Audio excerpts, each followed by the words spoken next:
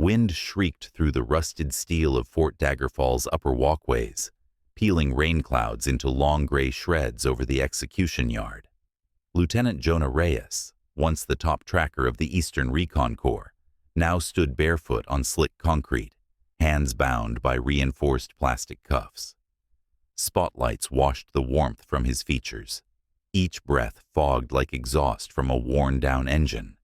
It was the image of finality. Soldier, storm, judgment. The yard resembled a gladiator pit crossed with a courtroom. 12 marksmen in matching storm gray ponchos formed a half circle. M4 barrels trained on Jonah's chest. Behind them, a cluster of command officers stood under a tarpaulin, soaked boots splashing in puddles. Commander Evelyn Hart, acting execution officer. Captain Rowan Cade, tribunal prosecutor. A silent chaplain stared at the floor, lips moving without voice. At the back, 2 war correspondents huddled under tripod umbrellas, pens scratching on waterproof notepads. The tower bell chimed 0600, 6 reverberations that sent flurries tumbling from high ledges. Jonah felt something snap inside with each toll, not fear, not panic, just the unraveling of a thread that had once connected him to the idea of tomorrow. Still, he stood straight, unblinking, a refusal to grant them the satisfaction of watching him collapse. Commander Hart stepped forward, her voice channeled through a speaker clipped to her vest. Lieutenant Jonah Reyes, you have been found guilty of gross negligence resulting in Allied fatalities during Operation Blackridge. Sentence: execution by firing squad to be carried out within 72 hours. Per Directive 9C, you may issue one final request. Everything went quiet, just the whisper of wind skimming glass. Jonah opened his mouth. His voice, though rough, didn't tremble. I want to see Hera, my search dog. Just 5 minutes. The request hit the court like a ripple over ice. Cade consulted his tablet, smirking. The animal's been reassigned to the Haven Rock Rescue Shelter. Retrieval's not feasible given storm conditions. Hart hesitated, eyes narrowing. But before she could deny it, a voice rang from the observation tunnel. Dr. May Lin, the base's veterinary officer, stepped forward with rain, plastering her hair to her face. Not unfeasible, Commander. Just uncomfortable. I can have a transport prepped in 20 minutes. I'll take full responsibility for her behavior. Before Hart could answer, a howl sliced through the wind. Deep, guttural, unmistakably canine. Every head turned toward the outer gatehouse. The ancient gears of the portcullis screamed as it rose, and out of the darkness burst a German shepherd, fur dusted in ash gray, muscles taut beneath the downpour. 2 handlers clutched her leash, but she twisted free, claws sparking against wet concrete. For one breathless moment, time bent. Rifles, orders, procedures, forgotten. Hera surged across the yard, veered around a loaded rifle barrel, leapt a drain grate, and collided into Jonah full force. Her forepaws hit his chest, his knees buckled. The cuffs rattled as he dropped, shackled hands reaching to hold her. Hera. His voice cracked, barely audible above the storm. She licked the salt of tears and rain from his face, tail thudding like a war drum against the concrete. Guards stiffened, safety toggles clicked. But Commander Hart, her jaw locked tight, raised one gloved hand. Stand down. The air changed. Journalists froze mid-penstroke. Even the chaplain looked up. In the middle of Fort Daggerfall's bleakest morning, a man and his dog created a silence stronger than gunfire. Dr. Lin stepped forward, calm but firm.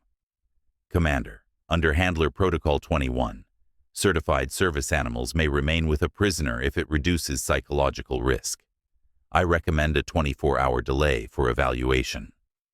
Hart's eyes flicked to the soaked soldiers, the knot of reporters, and then back to Hera, who now curled against Jonah like a living shield. Finally, she nodded once. Execution delayed until 1600 tomorrow. Return him to his cell, with the dog. Shock rippled through the yard. Jonah rose, wrists aching but forgotten. Hera moved in lockstep at his side as two guards led them back toward the interior halls.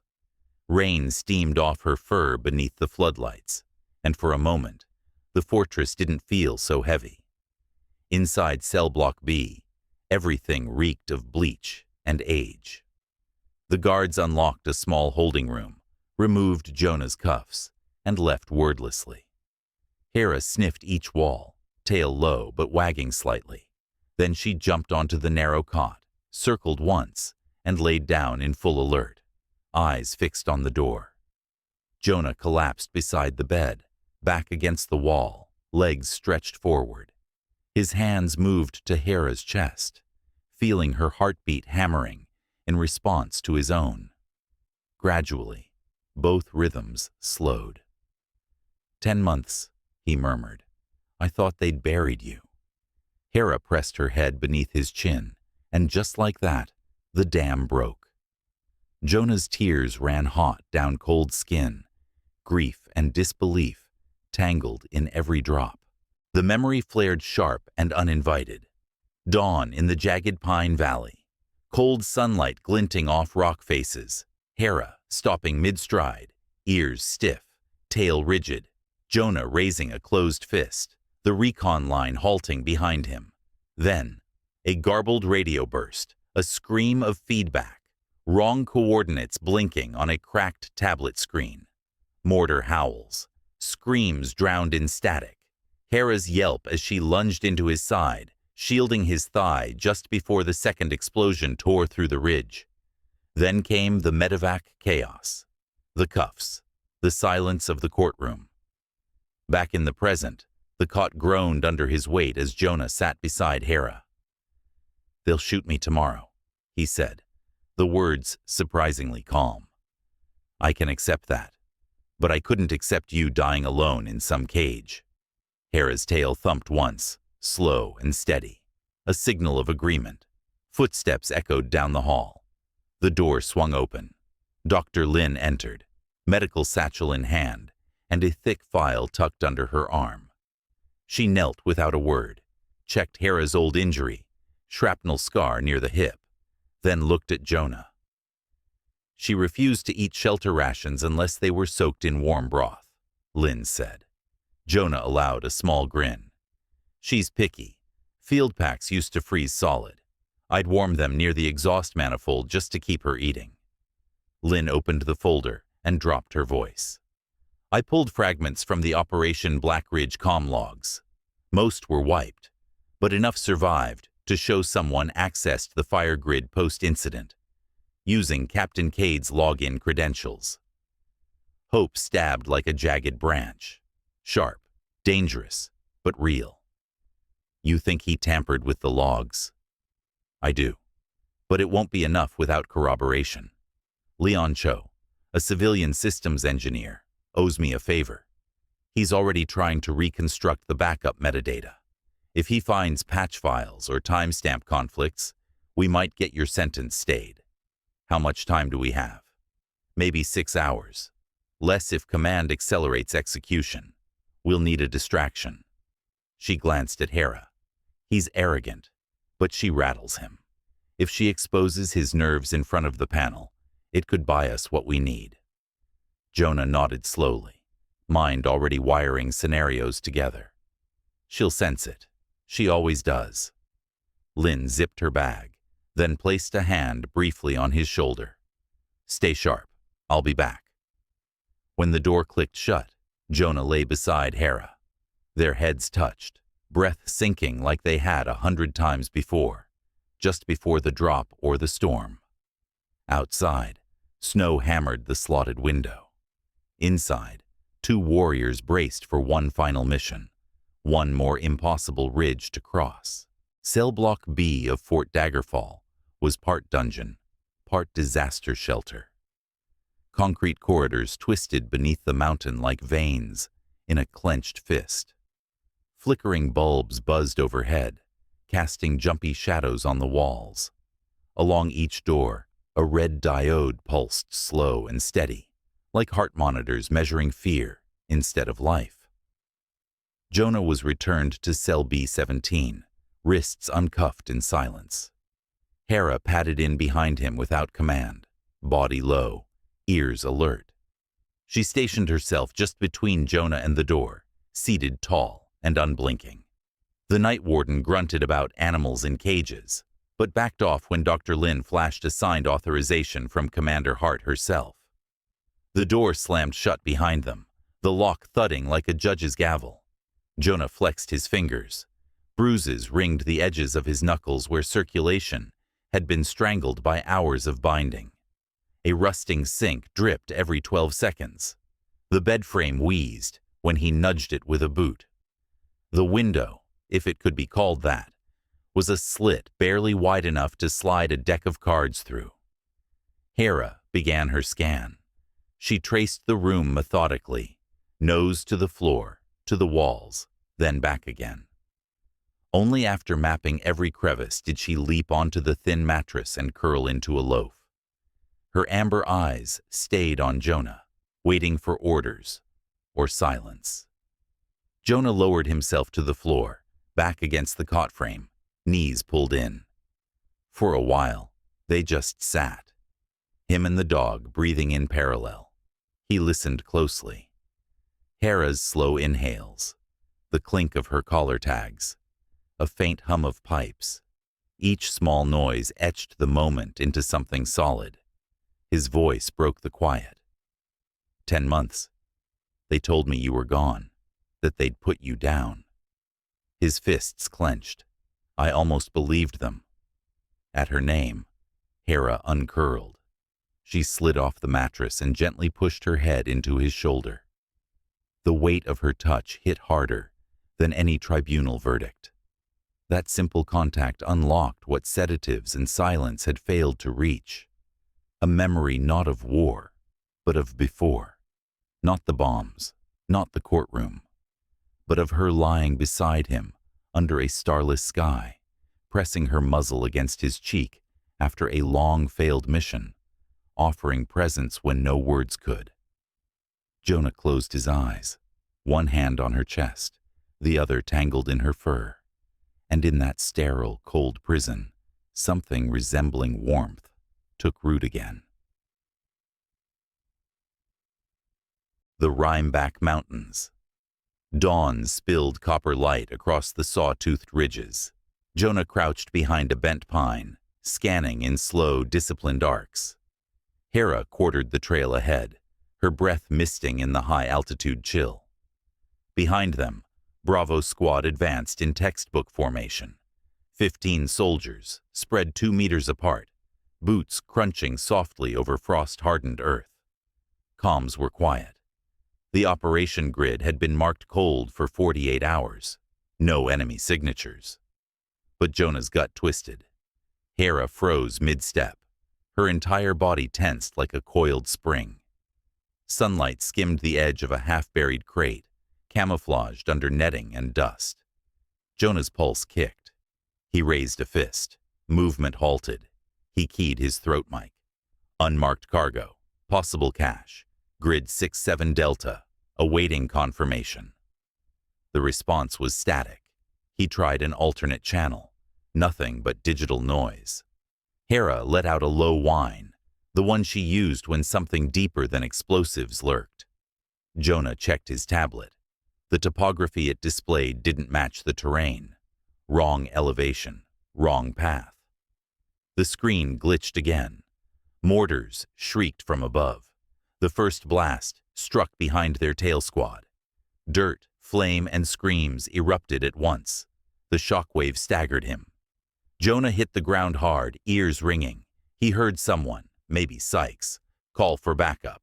Then a second shell landed closer. Hera slammed into him, knocking him sideways. He felt heat along his leg, a grazing fragment. Hera's yelp pierced through the haze. Jonah crawled atop her, gun half raised, eyes hunting for enemy silhouettes. None. No muzzle flashes, no movement, only their own forward ridge. Friendly fire. He pulled the tablet again. The map had shifted, coordinates still mapped to safe zone sectors.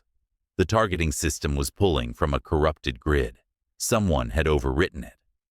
He tried to rebroadcast updated data manually, fingers fumbling. The signal lagged. Just as the third mortar sang through the sky, he hit send. Too late. Another cluster of shells crashed down, scarring the valley floor. Jonah remembered the flash of Ule's body being flung like a ragdoll, the sharp splatter of crimson across Hera's flank, the moment the radio burst into flame, then only the dull thud of being thrown. Medevac. Tribunal. Silence. Now, back in the cell, Jonah buried his face in his hands. His breath came fast, too fast. The memory didn't just haunt him, it hunted him. I should have fought harder in court, Jonah murmured, his voice a rasp. Instead, I let them twist it. I let them win. He stared across the room, not really seeing it. I figured, maybe I deserved it. Maybe I deserved to carry the blame. Hera stirred beside him, her breathing slow and even. But when his voice wavered, she shifted her weight, leaning into his leg like ballast. There was a part of me, he confessed, that thought the sentence would make the ghosts quieter. If I was gone, maybe they'd go with me. Hera's answer was swift and unarguable. She rose and slammed her forehead into his chest, not hard enough to hurt, just enough to knock the breath from his lungs and force a stunned half-laugh from his throat. She dropped her weight against him after that, resting her head right over his heartbeat, grounding him. Footsteps approached. The door clicked open. Dr. Lin stepped in again, her coat flaring slightly in the draft. She held her ever-present medkit and the same thick manila folder. "Morning," she said softly. "Mind if I check on Hera?" Jonah nodded.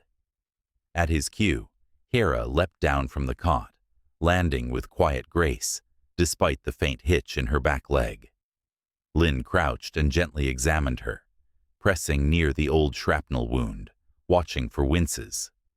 "She's healing, but the cold's not doing her any favors," Lin murmured.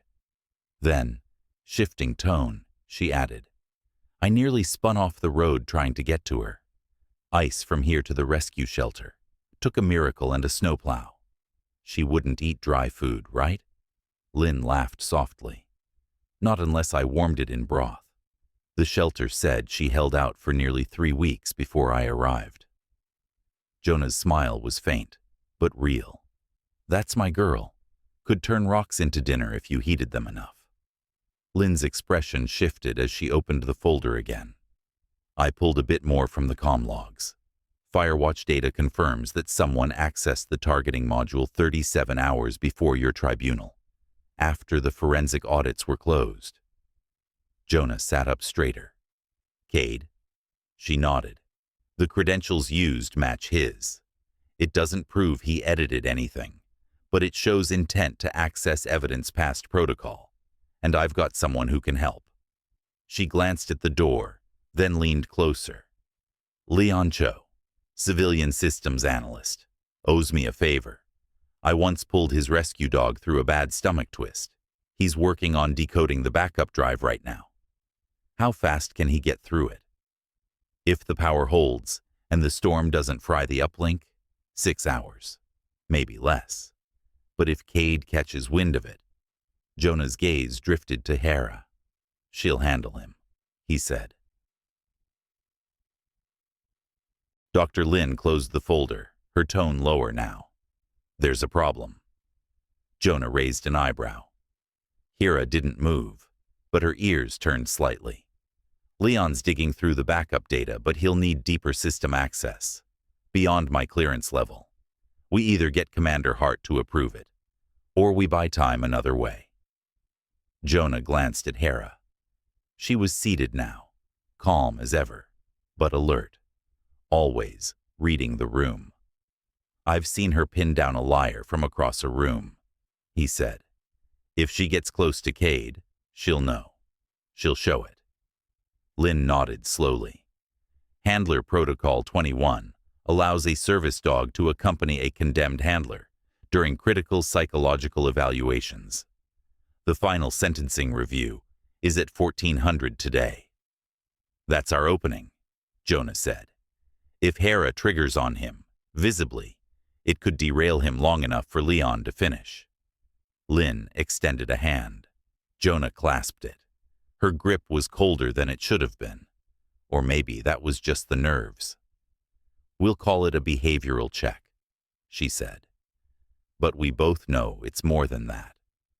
Jonah looked down at Hera, who thumped her tail once, slow and sure. When Lynn left, Jonah lay back on the cot, Hera curling at his feet. He exhaled into the ceiling. One more patrol girl, one more ridge to cross. Outside, the storm had slowed. Light dust now shimmered like falling glass. Through the narrow slit of a window, Jonah watched a muted sun try to claw through thick cloud. At 8:30, the iron clatter of the meal hatch broke the silence. A guard slid a tray inside, gray oatmeal, lukewarm milk, and a sealed pouch of chicken broth kibble. Jonah nodded. Thanks. The guard said nothing but left the pouch anyway. It was more than enough. Hera sniffed her food, then ate methodically. Jonah forced down the mush without tasting it, his mind already running a latticework of possibilities. If Leon verifies the altered timestamps, they might delay execution, but only if Lynn can present it, and only if Cade doesn't shut it down first. Every outcome ended with a maybe. Time was bleeding out with every second. At 09:15, the door unlocked again. But it wasn't Dr. Lynn. Captain Rowan Cade stepped inside, flanked by 2 military police officers. He carried a digital tablet and wore the expression of someone who already thought he'd won. Lieutenant Reyes, he said smoothly, tone polished like parade boots. I trust the dog's presence has been comforting. Jonah stood slowly. Hera moved with him, stationing herself slightly ahead, head low, muscles tight. Jonah rested a hand on her collar, not pulling, not restraining, just there. What do you want? Jonah asked flatly. Cade lifted the tablet. A confession glowed on the screen. Your advocate is filing delays. Useless, really. But if you sign this, acknowledging stress, technical failure, and misjudgment, it ends now, quietly. You'll still be executed, but your dog will be spared. Sent to a retirement facility, quiet, well kept, humane. He smiled thinly. Serene Grove, open meadows, she'd like it. Hera let out a low, rolling growl, not loud, but full of warning. The MPs shifted, one thumbing the clasp of his taser. Cade ignored it. Refuse, and under Regulation 12A, she's deemed a liability. Military euthanasia, within 72 hours of your execution. Jonah's eyes narrowed. You're threatening a dog to secure a signature? I'm leveraging a resource to conclude a costly process. That was the moment Hera moved. She launched, not to maul, but with perfect tactical precision. 2 forepaws hit Cade's chest, driving him back against the cell wall. His breath left him in a startled gasp. The tablet clattered to the floor, skidding into the corner. The MPs raised weapons. One shouted, "Control your dog!" "Hera!" Jonah barked, sharp and hard. "Back!" She froze mid-snarling breath, then stepped back exactly 3 paces, shoulders stiff, gaze locked on Cade. Jonah didn't blink. Cade picked up the tablet with trembling fingers. His facade cracked, confidence draining from his face, like water through a sieve. She's unstable, he muttered. Unfit for reassignment. This just proves it. He turned, brushing past the MPs like they were scenery. The door slammed behind him, leaving silence rippling in his wake. Hera turned back to Jonah, tail low, head bowed slightly in apology. He knelt, hands on either side of her face, and smiled, small but real. "You did better than any confession ever could," he whispered. "You told the truth, without saying a word." Dr. Mei Lin ducked into the lower maintenance corridor, where exposed pipes hissed like startled snakes, and the concrete walls wept cold moisture. The passage was normally used for boiler checks and backup wiring. Tonight, it served a far more urgent purpose. She found Leon Cho crouched over a ruggedized laptop, its screen glowing against a stack of spare generator belts. His parka was half-zipped, glasses fogged from body heat and stress. Lo-fi beats leaked from his earbuds, layered over endless lines of scrolling code. "You weren't exaggerating," he said without looking up. "The grid logs are triple-wrapped with junk data. But I found it. Timestamp residue. Someone accessed the targeting interface using Cade's credentials. 37 hours before Reyes's sentencing. He tapped a few keys, then pulled up 2 maps, side-by-side terrain overlays, one in red, one in blue. Original enemy ridge marked in blue, friendly fire zone, Bravo's actual position, is red. That patch? It shifted the coordinates by over 500 meters. Lin's breath caught. "Can we prove it?" "Working on it." He slid a USB drive into the machine. "Give me an hour for a verification report. You'll have it in triplicate, paper and digital." "Make it 45 minutes, she urged. "Briefing starts at 1400. Meanwhile, Jonah walked between 2 guards toward the tribunal chamber. His ankles were chained, but loosely enough to walk. Hera wore a bright yellow vest marked "Service Animal." Handler required. Courtesy of Lin. They'd taken a brief walk in the outdoor pen. Not for protocol. Jonah needed to feel sky one last time. Hera needed to breathe open air. Just before they reached the doors, Hera stopped. Jonah glanced down. Her nose twitched, head tilted toward a vent panel along the corridor wall. Then he noticed the scuff marks, fresh boot tracks, leading toward the restricted archives. Cade had been here. Jonah logged it quietly. Inside, the tribunal chamber was colder than the mountain air. Wooden benches lined the gallery. A digital panel read, "Final Sentence Review, 1400 hours." Commander Hart sat at the front with Cade beside her, flanked by aides. 2 legal clerks typed with mechanical precision. No cameras, no reporters, just soldiers, laws, and ghosts. Jonah was led to the defense bench. Hera curled at his feet, but her posture remained tight, alert. Dr. Lin entered minutes later, clutching a manila folder like it was explosive. She gave Jonah a nod, the kind you offer before breaching a building. Behind her, Leon Cho slipped in, escorted by a young MP. The game had begun. Jonah sat rigid at the defense table. Hera remained at his feet, her gaze cutting between the tribunal dais and the rear door. Dr. Lin stood off to the side, manila folder clutched like a live wire, jaw tight with purpose. Commander Hart opened the session with ceremonial calm. "This review confirms Lieutenant Jonah Reyes's execution is scheduled for 1600 tomorrow, pending new evidence. Captain Cade, confirm all files have been reviewed." Cade stood, voice crisp. "Confirmed, Commander. All records complete.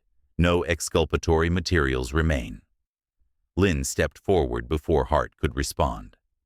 "Objection. New data was recovered this morning by an independent cybersecurity audit." She handed the folder to Hart. "These documents indicate post-incident access of the fire grid system, executed using Captain Cade's credentials." The room stilled. One of the clerks paused mid-keystroke. Hart frowned. Doctor, these are serious allegations. Proof? Cade rolled his eyes. This is procedural theater. A vet tech with a vendetta isn't qualified to review military logs. Lynn's eyes flashed. Maybe not. But I am qualified to recognize tampering when it nearly kills my patient. She flipped open the folder and removed 2 topographic maps, red and blue overlays, before and after the patch, the original safe coordinates and the altered ones that sent friendly shells into Bravo. Hart scanned the maps. Her fingers tightened. Cade tried again. This data could be fabricated. But then the door opened. Leon Cho stepped in, escorted by a guard, laptop in hand, anxiety radiating off him in waves. But his voice held. I compiled a checksum verification using the base server logs and external mirrors. The digital signature confirms authenticity. No alterations since timestamp capture. He plugged in an HDMI cable. The projector lit up. Code scrolled across the screen, lines converging on a final string, rendered in bold green. Verification match, 99.87%. Hart looked to Cade. Captain? Cade opened his mouth, closed it again. Sweat dotted his temple. From below the bench, Hera stood. Her hackles didn't rise. She didn't growl. She simply stared, unblinking, unmoving at Cade. That predator gaze said everything. Cade snapped. He turned to run toward the side exit, but 2 MPs blocked him, pinning him to the wall. He shouted something unintelligible as they wrenched his sidearm away. Lieutenant Cade, Hart said, voice like iron, you are hereby detained for suspected evidence tampering, obstruction of justice, and negligent homicide. As the cuffs clicked shut, Jonah felt the air in the room shift. Dr. Lin approached him quietly. It's not over.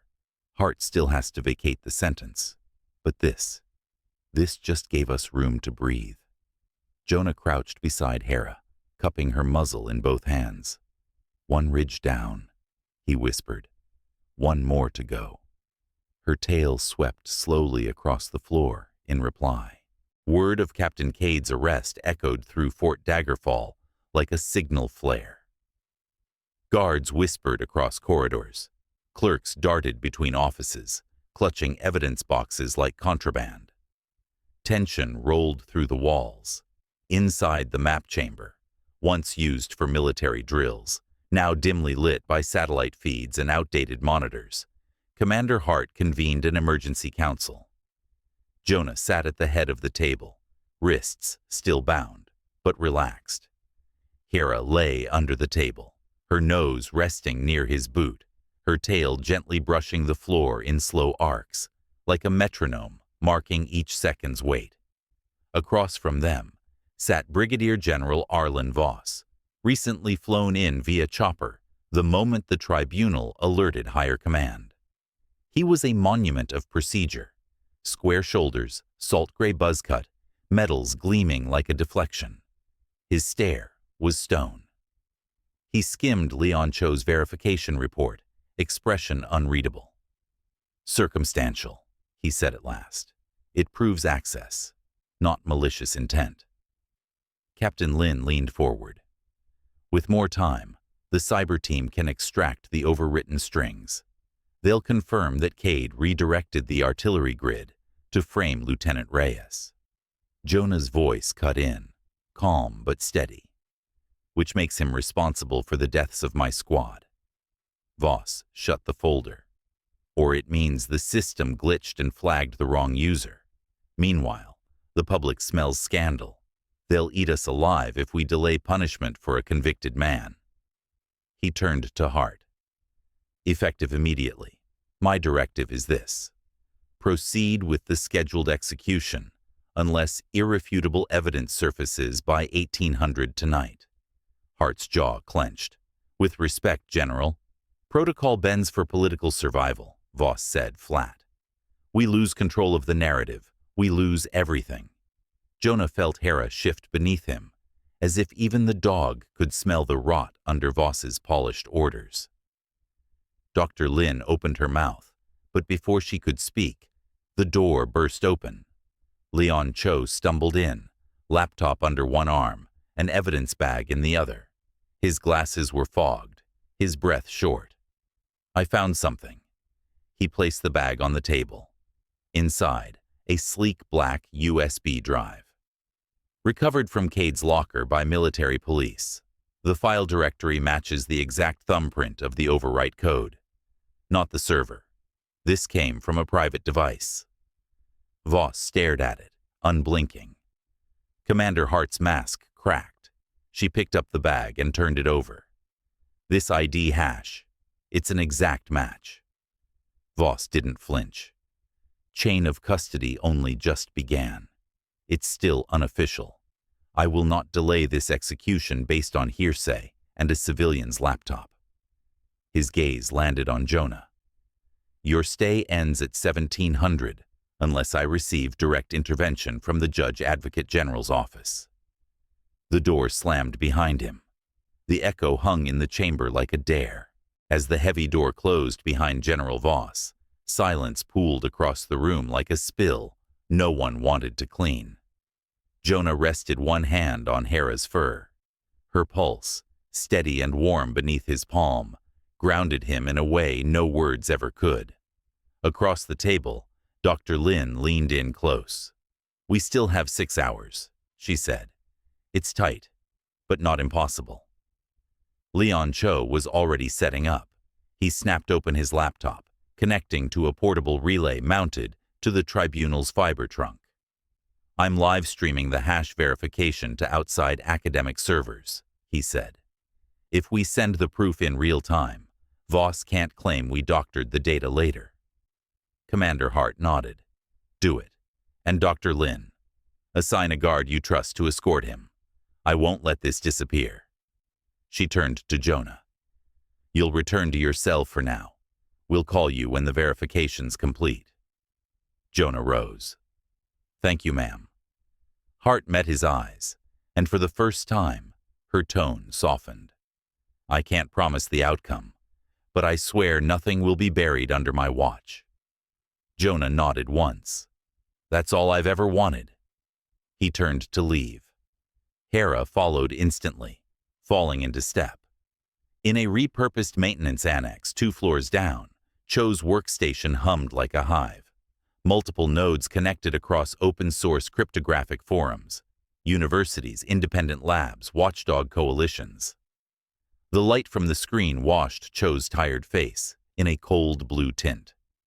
Standing guard nearby was Corporal Nikki Reyes, barely 20, with freckles still half hidden by acne scars. She hadn't said much when assigned, but now she stood with her rifle across her chest, like a promise. "I didn't think I'd ever guard a hacker for the army," she muttered. Cho grinned without looking up. "White hat, Corporal, just wearing it from inside a concrete freezer." "Everything still working?" "Checksum's about 80% complete. Just need—" A metallic clank echoed down the hall. Footsteps. 2 military police officers emerged, helmets on, visors down. "Clear the room," one barked. "General Voss has ordered cyber lockdown." Reyes narrowed her eyes. Commander Hart overruled that this morning. The second MP held up a document stamped with Voss's seal. "They'll cut the feed," Cho whispered urgently. Reyes hesitated. Her knuckles whitened on her rifle. Then she did something unexpected. She pivoted sideways and placed herself directly between the MP and the relay cables. "Commander Hart's orders are evidence priority. Regulation 10.62, she recited, voice firm despite the tremble beneath it. The first MP stepped forward, hand on holster. That's when the growl came, low, deep, rolling through the room like thunder in a tight canyon. Hera. She appeared in the doorway, fur bristling, eyes locked on the 2 intruders. In that instant, there was no question who the room belonged to. And then, Dr. Lin arrived, breathless but composed. "Stand down," she barked. "Hart authorized continued access. Obstruct, and you'll answer for it." The MPs froze. And in the time they hesitated, Cho hit upload. The upload bar sprinted across the screen. One by one, green indicators popped up. Servers confirmed receipt. The data was mirrored to 6 external forensic labs, each now holding a copy of the proof. Cho slumped back against the wall, chest heaving. We're locked in. That's it. They can't bury it now. Upstairs, Jonah paced the length of his cell. The iron loop of his ankle chain clinked with every step. Hera matched his stride, nails tapping against the concrete. Her rhythm was steadier than his. Then the hallway alarms blared. The door to his cell slammed open. Corporal Reyes stood in the frame, face pale and breath rapid. General Voss is pushing it forward. He's activating wartime override to carry out your execution before the new data can be processed. Hart says not to fight. Just follow us, fast. Jonah's blood turned to ice. He nodded once, unclipped the leash. Hera stayed at heel, vest on, head high. They sprinted the corridors. In alcoves, guards argued with rising volume, some shouting that the order was illegal, others preparing for the worst. They burst into the tribunal hall. Chaos. Voss stood at the dais, barking orders to a group of shaken officers. Commander Hart stood opposite him, holding a tablet streaming the verification upload. The room swirled with confusion, shouts, clashing chains of command, MPs unsure who to obey. The delay is void, Voss snapped. The accused was already sentenced. Fire team to the yard now. Hart raised the tablet, her voice cutting through the din. External experts confirmed the logs were altered. The execution is suspended under Article 12. They're not military experts, Voss snarled. Jonah stepped forward, calm but forceful. Then let her decide. All eyes turned. Jonah knelt beside Hera, unbuckled her vest and whispered in her ear. Then he released her with a gentle pat. She walked toward Voss slowly, tail low but steady. 3 meters away, she stopped, her ears pinned back, lips curled. She didn't bark. She didn't lunge. She stared. A low growl emerged from her chest, low enough to feel in the bones. Voss held his ground, but a bead of sweat slipped down his temple. Hera took one step closer. Her growl deepened. Jonah watched, heart pounding. She knows, he said, and now so do you. Just as the tension peaked, Hera lunged, but not at Voss himself. With surgical precision, she leapt forward, clamped her jaws around the black keycard clipped to his belt, and tore it free without breaking skin. Gasps broke the silence. She turned and trotted back toward Jonah, tail raised, keycard dangling from her teeth like a trophy. She dropped it at his boots. Leon Cho stepped forward instantly, scooping it up. He slotted it into his laptop's side port. His fingers flew over the keyboard, unlocking a hidden directory. A folder bloomed open. Blackridge Override Backup. Jonah didn't need to read the metadata. Voss's name was on every log.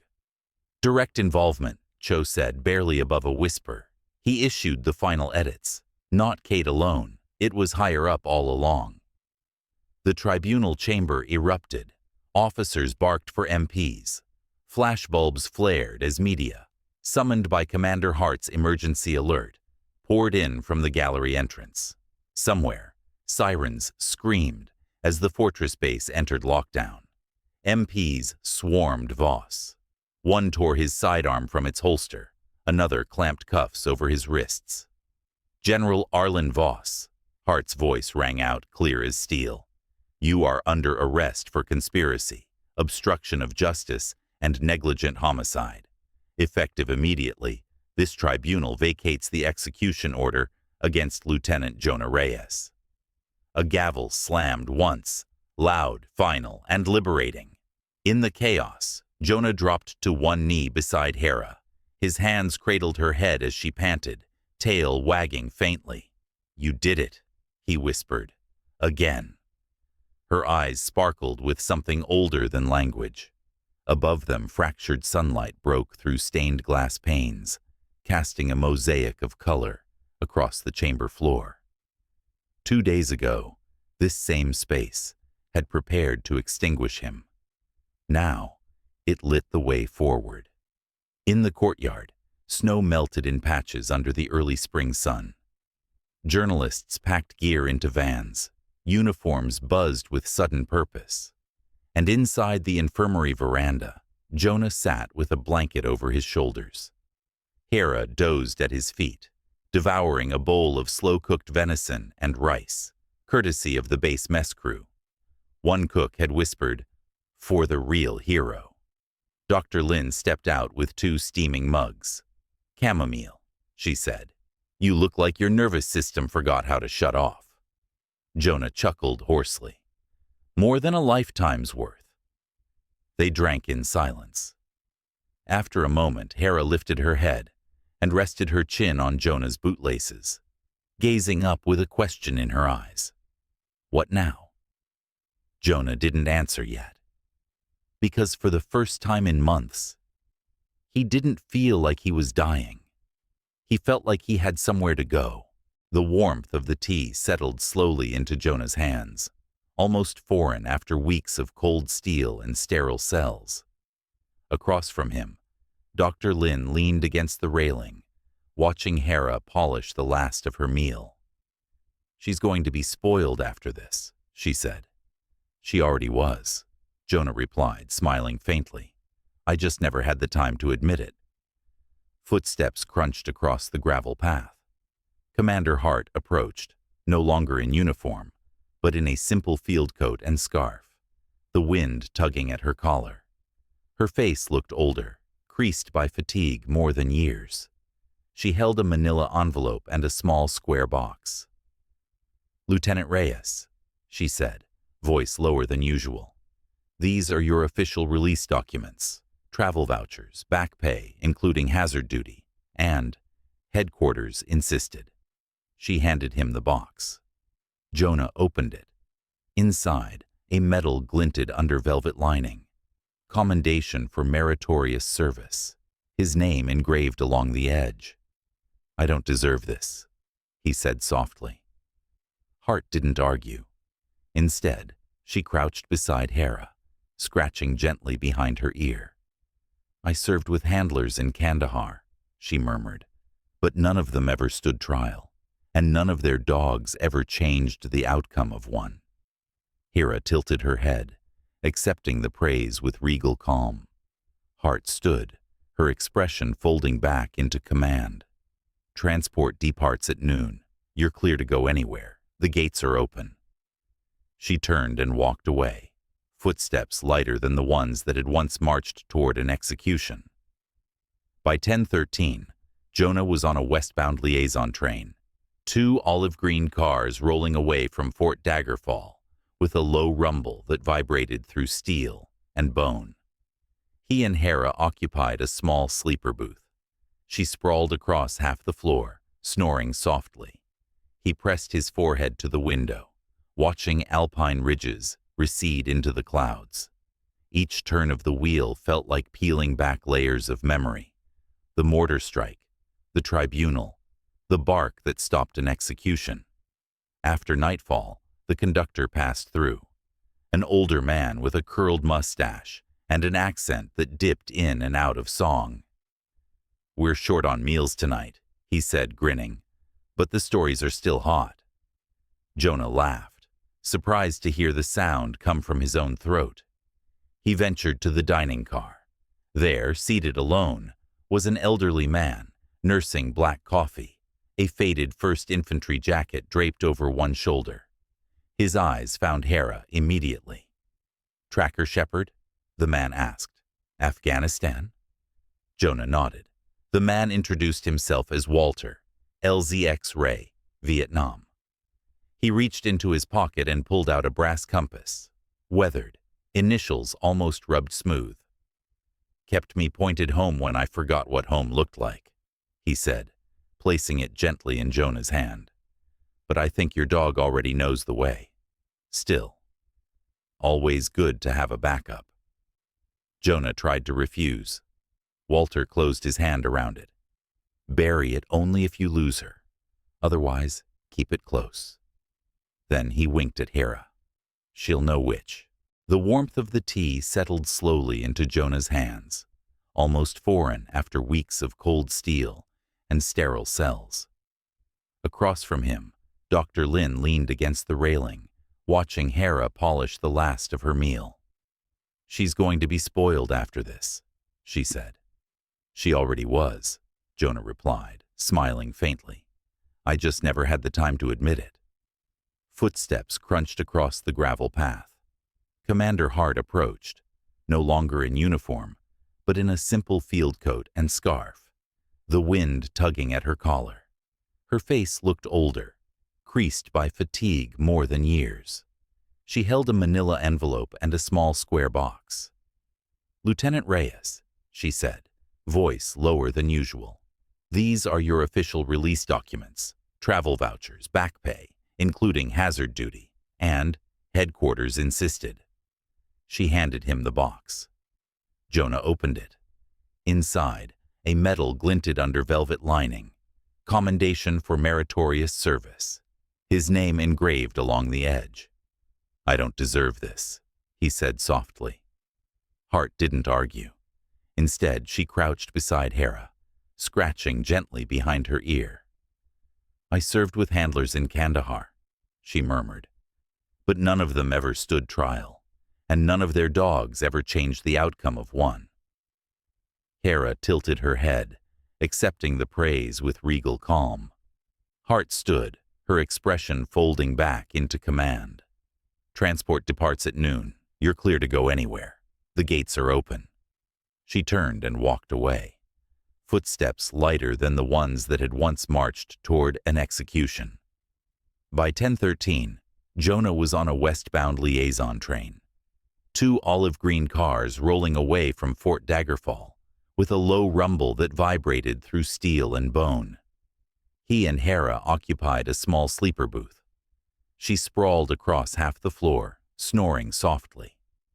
He pressed his forehead to the window, watching alpine ridges recede into the clouds. Each turn of the wheel felt like peeling back layers of memory.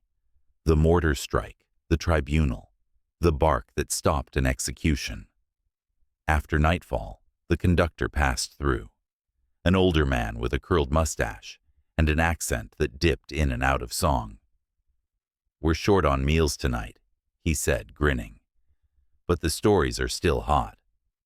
Jonah laughed, surprised to hear the sound come from his own throat. He ventured to the dining car. There, seated alone, was an elderly man nursing black coffee, a faded 1st Infantry jacket draped over one shoulder. His eyes found Hera immediately. Tracker Shepard? The man asked. Afghanistan? Jonah nodded. The man introduced himself as Walter, LZX Ray, Vietnam. He reached into his pocket and pulled out a brass compass, weathered, initials almost rubbed smooth. Kept me pointed home when I forgot what home looked like, he said, placing it gently in Jonah's hand. But I think your dog already knows the way. Still, always good to have a backup. Jonah tried to refuse. Walter closed his hand around it. Bury it only if you lose her. Otherwise, keep it close. Then he winked at Hera. She'll know which. 2 days later, the truck wheezed up the final incline, tires bumping over roots and ruts. The overgrown logging road had become little more than a deer trail, hemmed by towering evergreens. Jonah's ribs ached from the ride, but he didn't care. When the trees parted, the valley opened like a hidden cathedral, meadowgrass whispering under the breeze, a cold stream threading silver through the basin. The cabin sat on a low rise, like a storybook ruin. Half-collapsed porch, moss-covered shingles, and windows fogged with dust. Jonah killed the engine and stepped out. He listened. Nothing but wind, water, and the occasional cry of a hawk. No boots, no rifles, no orders. He slipped Walter's compass from under his shirt and checked the needle. It pointed west, deeper into the wilderness. Hera bounded ahead, her limp more noticeable now, but not slowing her. She sniffed every beam, every tree root, and paused beside a cracked porch post, tail thumping. She looked back at Jonah with her signature stare. Permission. Jonah laughed, raw, real. He gave a small nod. He explored the cabin slowly, room by room. Spiderwebs draped corners like lace. A broken stovepipe listed against the hearth. But the bones were strong. The floor didn't sag. The foundation stones were level. In the center of the main room leaned a shattered mirror, dulled with grime. Jonah caught his reflection, a thinner man, older than months ago, with eyes that hadn't yet stopped scanning doorframes. Behind him stood Hera, tail waving, tongue lolling. Her outline gleamed like hope, refracted through broken glass. He stepped outside and hammered something into the porch beam. The red kerchief she'd worn back at Fort Daggerfall. The one tied to her kennel, returned with the exoneration file. Each strike of the nail echoed like a vow through the valley. That night, they camped near the stream. Alder roots made natural seats, and Jonah cooked canned beans over a travel stove. Hera got half, devouring it with a warrior's enthusiasm. Above them, the stars opened wider than he remembered. No floodlights, no cages, just sky. He pulled out a journal and began sketching. A name came first, Hera's Reach, then Pillars, Canine Partnership, Veteran Sanctuary, Quiet Recovery, Mutual Repair. In the margins, he jotted logistics, salvage lumber, permits, septic plans, generator capacity. The numbers scared him more than the battlefield ever did, but he wrote them anyway. Hera rolled onto her back, paws twitching in dreams. Jonah stared at the stars until his neck ached, then whispered, "Let's build something that doesn't need walls to protect people." The wind shifted, brushing through the trees like a distant nod of approval. Tomorrow, they'd start clearing brush, and the compass, tucked close to his heart, never wavered. At midnight, the nightmare returned. Jonah bolted upright from his sleeping bag, chest heaving, shirt clinging with sweat. Somewhere in the trees, a branch cracked. He reached for a sidearm that wasn't there, breath short, world spinning. But Hera was already there. She had shifted in the night, placing herself across his legs. Her warmth, her weight, it was deliberate. Pressure therapy she'd been trained to apply during his worst flashbacks. Her head pressed lightly against his chest, steady as a metronome. Jonah closed his eyes and let her rhythm guide his own. After a few minutes, the terror faded. But this time, he didn't return to silence. He began to speak. He whispered names into the dark. The names of every soldier lost during Operation Blackridge. He recited their call signs, their stupid jokes, their favorite rations. Then came the places, coordinates etched into his mind, craters that once held men and memories. He didn't cry, not until he reached the moment the tribunal verdict was read. "I thought saying it out loud would summon ghosts," he said, voice rough. "But it feels more like letting them go." Hera nudged him once. Then she pushed a stick toward him. Driftwood smooth and light. He chuckled. "Seriously? Now?" She gave him a look. He threw it. She bounded after it, graceful even in her limp. He threw it again and again, until each toss felt less like distraction and more like ritual. A prayer in motion, a way to forgive himself by sweating out the pain. A few days later, they drove into the nearest town, Dillon, population 200, for supplies. Jonah hit the hardware store, while Hera stayed outside, charming the cashier, tail sweeping over muddy tile like a broom. Jonah stood frozen for several minutes in front of a display of leather lanyards. He picked one, simple and weather-worn. Back in the truck, he slipped Walter's compass onto it properly, knotting it tight. The brass disc now rested against his sternum, warm from sunlight, heavier with meaning. They returned to the cabin, truck bed loaded with tarps, lumber scraps, nails, and food sealed in waterproof bags. Each morning they worked. Jonah patched the roof, rigged a rainwater barrel, cleared brambles from the orchard fence. Hera dragged small planks in her mouth, stood sentinel during noisy cuts with the circular saw, and occasionally blocked his legs when he worked too long without rest.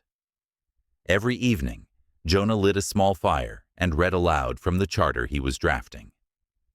Mutual repair, no rank, no judgment, just service, just care. By the 7th day, they had framed out a makeshift kennel and reinforced the porch railing. That night, engine sounds rolled up the road. Jonah tensed. His hand hovered near his belt, out of old reflex. Hera didn't bark. She wagged. A pickup crested the hill, rusted and sun-peeled. The door swung open. Out stepped Staff Sergeant Delilah Hart, one arm cradling a working dog, sleek Malinois, with eyes sharp as razors. She raised a hand in greeting. "Heard a dog saved a soldier," she said, and the soldier saved that dog right back. Figured, maybe there's room for one more. Jonah nodded, throat too tight to speak. He simply said, "We start at dawn." Spring came with a riot of birdsong and gold-dusted air. The meadow burst into life, wildflowers along the creek, bees drifting between blossoms, and the occasional deer watching warily from the tree line. 3 tents now dotted the field. Delilah had stayed. So had Zeph, her Malinois partner. Another vet, Ethan, arrived with a scar down his forearm and a shepherd mix named Luma, who barked at her own shadow. Jonah built a chalkboard from scrap wood and nailed it to the porch. Daily chores plus. Chow. Solar panels lined up beside the cabin like petals catching the sun. Sometimes Jonah would pause mid-task and stare across the clearing in disbelief. The fear would creep up his spine, like old pain. Fear it would collapse. That it was too fragile. That it was a dream, waiting to be burned down. And then Hera would trot past, tail high, compass dangling from her collar like a badge. She'd stop, look at him, and nudge his leg. He'd breathe again. The night before their first wave of volunteer arrivals, Jonah hiked with Hera to the highest bluff overlooking the valley. City lights barely touched the horizon. Above them, the Milky Way stretched like a scar of light across the sky. Hera sat beside him, gray now around her muzzle, but still fierce in posture. Jonah removed the compass from his neck and set it on a flat rock between them. The needle twitched once, settled due north, pointing toward the far ridge. "For whoever comes next," Jonah said softly, "this will always be true north." He closed the lid, slipped it into Hera's harness pocket, and ran a hand over her fur. She chuffed once, nose brushing his cheek in agreement. Below, a single porch light glowed warm. It wasn't a sanctuary yet, not officially. No plaques, no name on a gate. But it was beginning, built with sweat, held up by scars, watered with promises, and as they descended from the bluff, their shadows stretched long in the moonlight, man and dog moving as one, step for step, toward whatever they were still meant to build. Autumn arrived dressed in ember-colored leaves and the scent of firewood. Hera's Reach, finally named, officially registered, buzzed with life. 5 veterans called it home now. 7 dogs. 2 goats named Bucket and Captain, bartered from a farmer downstream in exchange for fencing repair. The bunkhouse was half-framed, its skeleton outlined against the mountain ridge.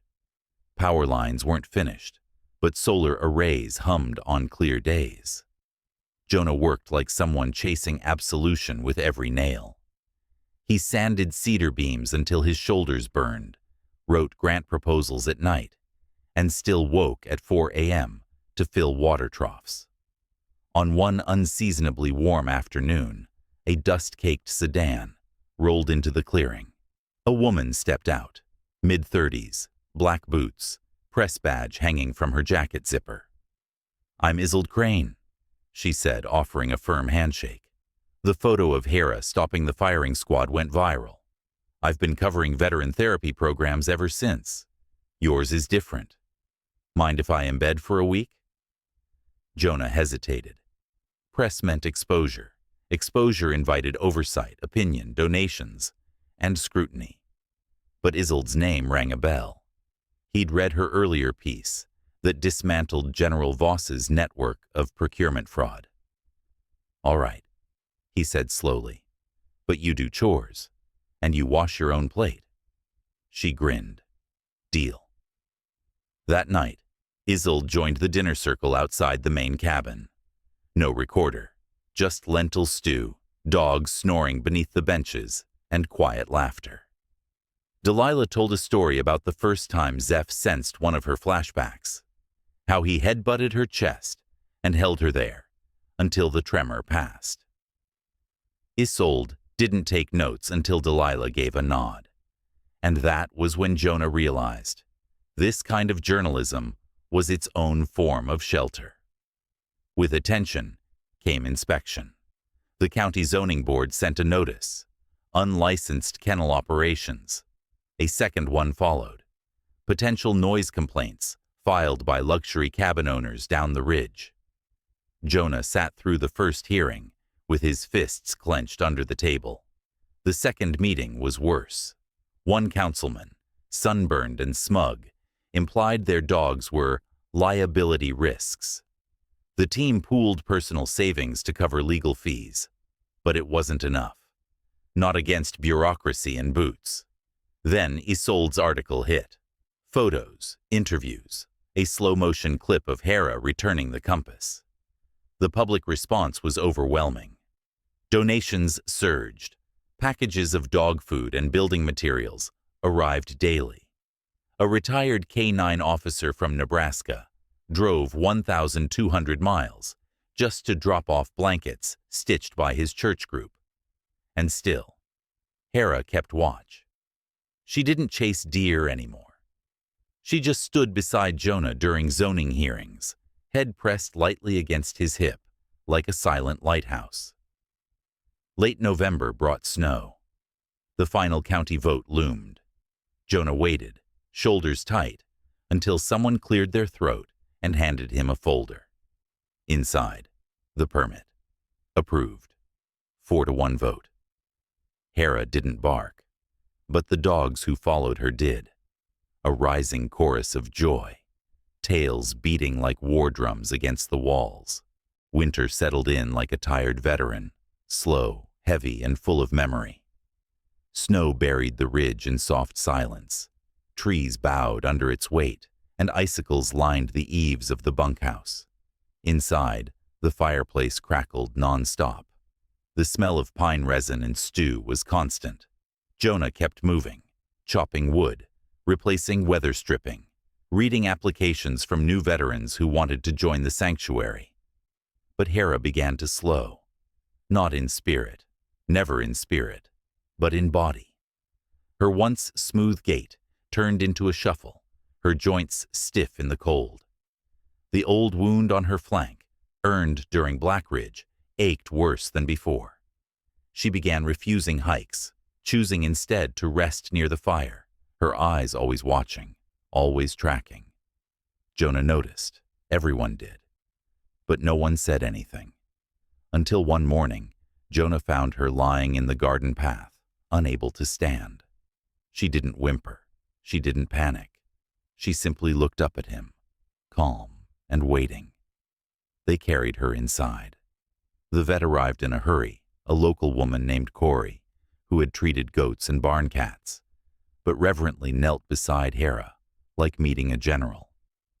"She's not dying," Corey said gently, "but she's running out of runway. It's arthritis, spine compression. She's given everything, and then some."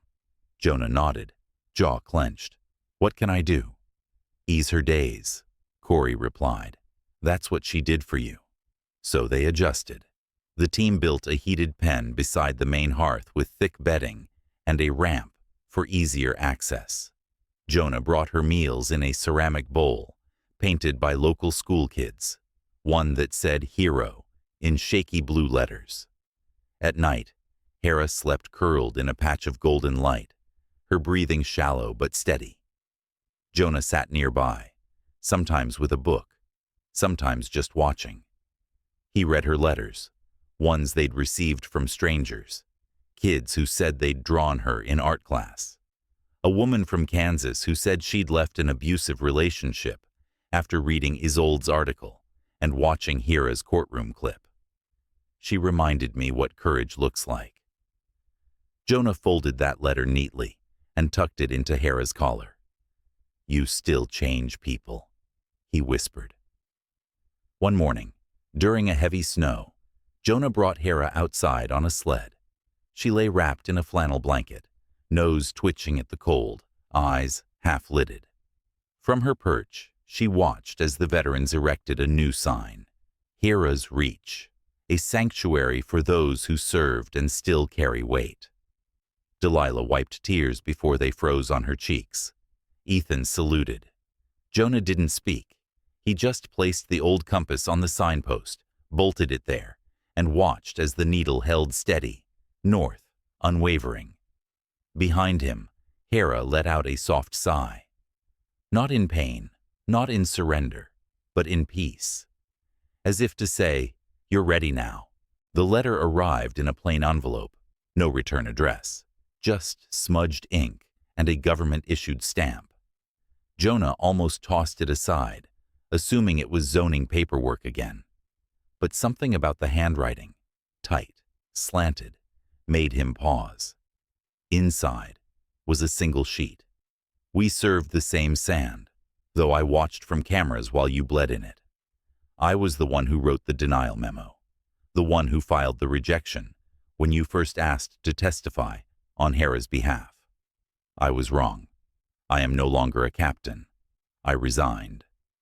But I'd like to come see what she built, if you'll let me. No signature, just a printed name at the bottom, L. Kersey. Jonah remembered the name, vividly. The officer who'd refused every appeal he made.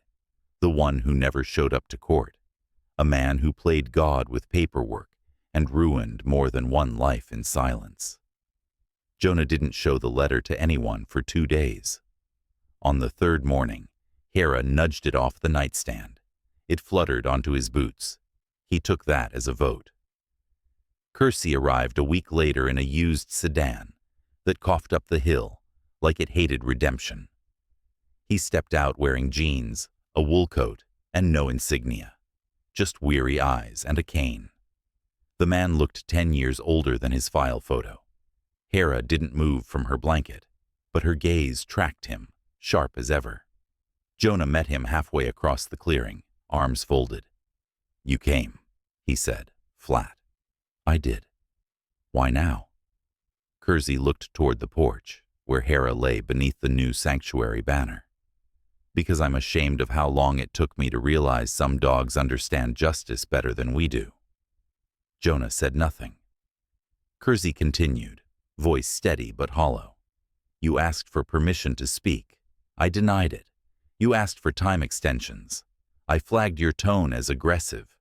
You asked to appeal a charge we both knew wasn't yours. He shook his head. I didn't even read the second half of your defense packet. Jonah's jaw tensed. So you're here for closure? No, Kersey said. I'm here to volunteer. Jonah blinked. Kersey gestured toward the workshop. You need insulation? I was a field engineer before I ever picked up a pen. I've got a pension, and no one waiting for me. Jonah didn't answer for a long time. Finally, he pointed to the barn. You'll find Ethan. He'll put you on supply rotation. Kersey nodded, then paused. Does she hate me? Jonah looked at Hera. She hadn't barked. She hadn't turned away. She knows who broke things, Jonah said. but she also knows who's trying to fix them. As Kersey limped toward the barn, Hera let out a low huff. Jonah glanced down. "You're too forgiving." Hera's tail thumped once in reply. Spring came early that year. Too early. The snow melted in weeks instead of months. Streams swelled, wildflowers bloomed in confused clusters, and the ground dried too fast beneath the thinning trees. Jonah noticed it first in the way the wind carried ash instead of pollen. At night, they could see a red-orange glow far beyond the western ridge. Wildfire season had arrived early. It wasn't their first. They had evacuation plans, emergency crates for the dogs, bug-out bags pre-packed by the door. Everyone trained for firewatch, but this one moved faster. Within 48 hours, the evacuation alert turned to mandatory. The fire's name was Skylark 19. Delilah and Ethan loaded the younger dogs into the trucks. Jonah oversaw the volunteers gathering vet records, hard drives, food rations. Hera was secured in her carrier, a blanket tucked around her aging legs. But she didn't like it. She whined, a sound Jonah hadn't heard from her in over 2 years. "I know," he said, pressing his forehead to hers, "but we've got to move." They pulled out just as ash began to fall like dirty snow. Jonah looked back once. The compass on the signpost caught a glint of dying sun. They drove southeast, hours through winding mountain roads, until they reached a borrowed ranch offered by an old contact of Jonah's. It wasn't much, bare pasture, a creaky barn, but it held them. For 3 days they lived like ghosts, watching the skies, refreshing emergency updates, scrolling through fire maps with shrinking hope. On the 4th night, a photo appeared on social media, an aerial shot. The cabin was gone. The bunkhouse, too. Everything, ash. Jonah didn't speak for the rest of the day. Hera refused to eat. They buried the sign fragments in the ranch yard, charred wood, the melted brass of the compass, found in the rubble by a firefighter who recognized it from the article. Jonah placed the pieces in a small box and labeled it simply North. Then he walked out to the field with Hera. The stars were out, unbothered, eternal.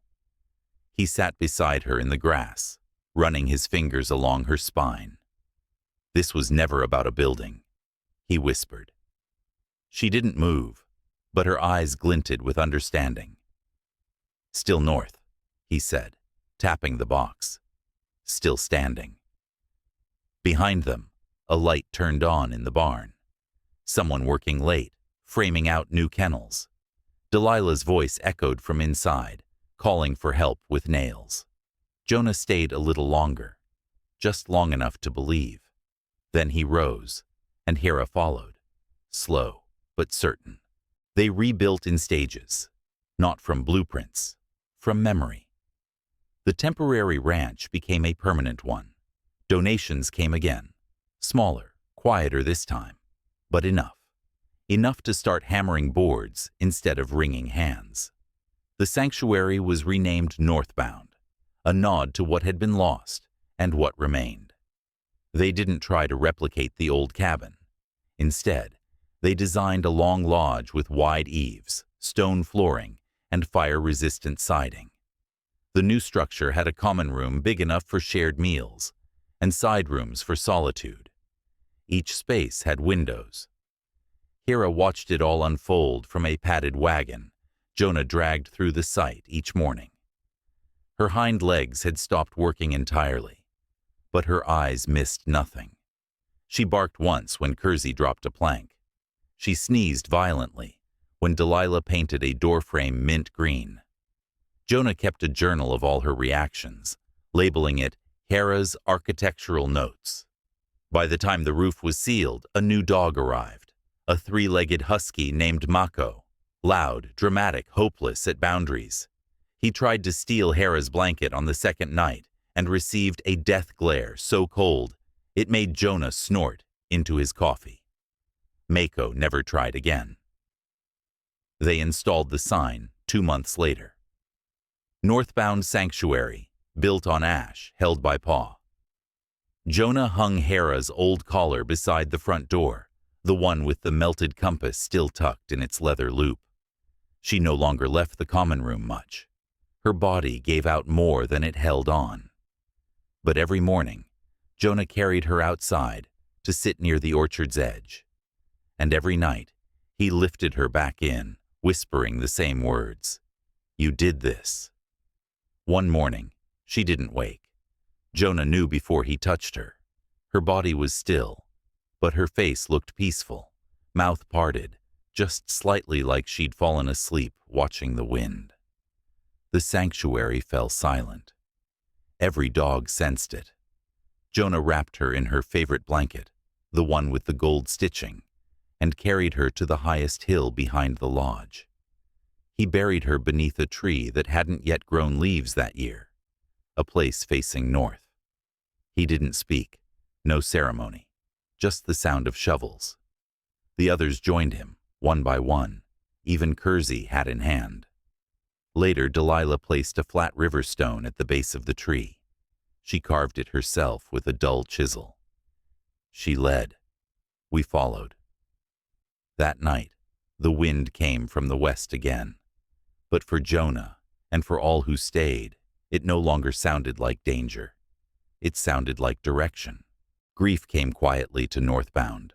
No breakdowns, no shouting, just the hush of boots on pine floors, the occasional clink of coffee mugs, and the way people lingered longer in the common room, near Hera's empty bed. Jonah didn't speak much those first few days.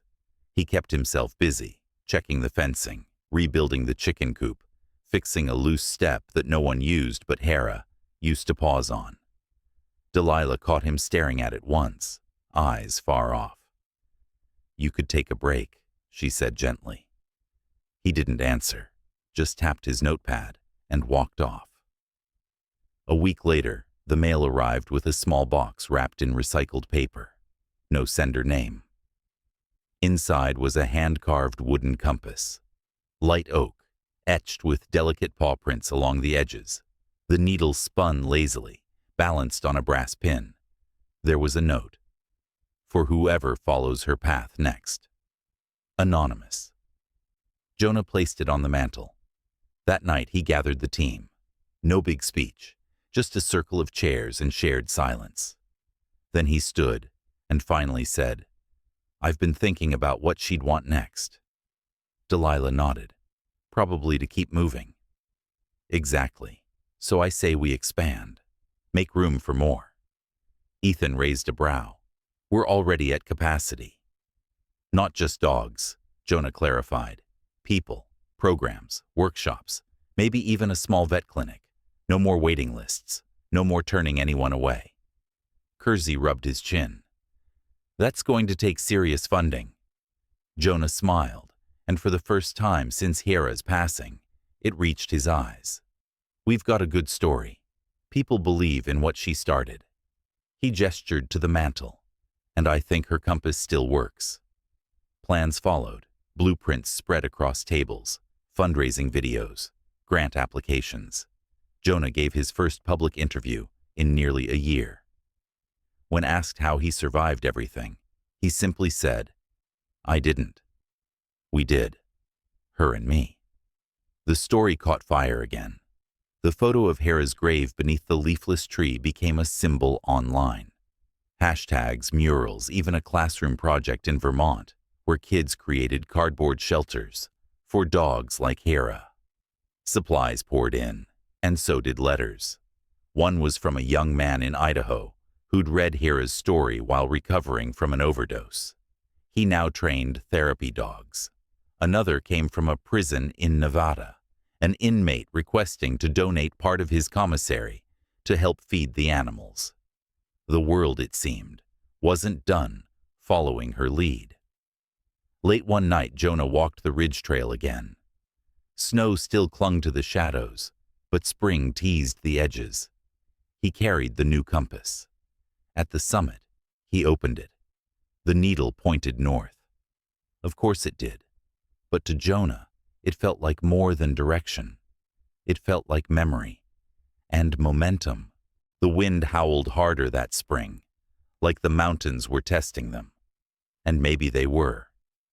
Northbound's expansion had momentum, but the land itself pushed back. Flooding from a sudden thaw wiped out half the fencing. One of the solar banks shorted during a lightning storm. A tree fell across the supply road, stranding a truck full of donated dry food for 3 days. But no one quit, because Hera hadn't, and her memory anchored everything. They held their first public open house in April. Jonah wore a borrowed button-up and immediately spilled coffee down the front.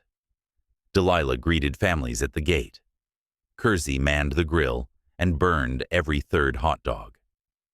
Ethan set up a Meet the Dogs pen, where visitors could spend time with the animals, and maybe meet a new best friend. They expected 20 people. 87 showed up. Among them was a woman named Lynn, a combat medic turned social worker who'd driven 12 hours with her lab mix. She stayed long after the tour ended, asking questions about the program structure. "I want to build something like this where I live," she said, "but I need to learn how." Jonah didn't hesitate. "Stay as long as you want. We'll teach you everything we know." That night, Jonah found himself sitting by Hera's tree. The moonlight pooled across the stone, where her name wasn't etched, but her presence still lived. He pulled out his journal and flipped to a fresh page. Title: What Hera Built. Underneath, he wrote, 1. A roof that holds even under weight. 2. Doors that open inward and stay unlocked. 3. A rule: if they come with scars, let them in. 4th, a truth: healing doesn't erase the hurt, it carries it better. 5. A dog can change the world. He closed the journal, then leaned back against the tree, staring at the stars above the ridgeline. The sky looked different now, not darker, not lighter, just clearer. By May, they'd broken ground on the new wing, half therapy rooms, half kennels, and a tiny corner library stocked with dog-eared novels and war memoirs. They named the hallway Hera's Spine, strong, steady, always central. Jonah taught a workshop on trauma integration. Delilah ran a class on K9 scent work. Even Kersey started mentoring a pair of teenage volunteers, walking the fence line with them every morning, pointing out paw prints and fresh saplings. The sanctuary pulsed like a heartbeat, not just surviving, beating forward. It started with a phone call Jonah didn't expect. A documentary crew, independent, grassroots, known for covering underrepresented stories, wanted to feature Northbound. They'd seen Isolde's original article, followed the updates, and were struck by how many other sanctuaries had sprung up in its wake. "You're not just rebuilding dogs," the producer said. "You're rebuilding people. We want to show that." Jonah was hesitant. Cameras brought exposure. Exposure brought weight. But Delilah nodded. "It's not for us. It's for whoever still needs permission to heal." So he agreed. The crew arrived with minimal gear and open eyes. They filmed gently. No scripted interviews, just daily life. Jonah adjusting Hera's old collar on a shelf. Ethan washing Mako in the sun. Delilah training a golden retriever with a soldier who hadn't spoken in weeks. They caught it all, even the silences. One afternoon, the director asked if Jonah would record a message for the final scene. Something unscripted. One take. Jonah stood in front of the new sanctuary sign, hands in his jacket pockets. He glanced at the camera, then to Hera's tree in the distance, and began. "I used to think healing was about forgetting, about burying the worst parts of your past so deep they couldn't find you." He paused. "But that's not what Hera taught me." She never forgot what she'd been through.